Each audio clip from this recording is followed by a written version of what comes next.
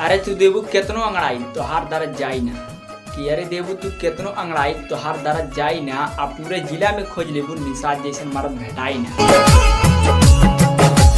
तेरे बेटा प्यास समझावत बाटी यादव जी के मार के छले सीधा दोनों हथवा काट दे बेटा। हत्या लूट रंगदारी में बनाम हो। अरे बेटा 4 दिन की जिंदगी बस शान से जी ले कि अरे बेटा 4 दिन की जिंदगी बस शान से जी ले। निषाद जी से अजरेबी ने तो सीधा ठोका जी।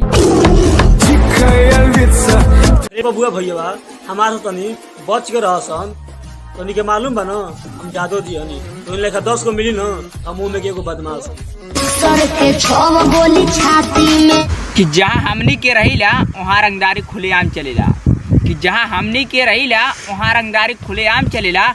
निषाद जी से मत टकराइए बेटा, नाता शिक्षक की 6 गोली लगातार चलेला।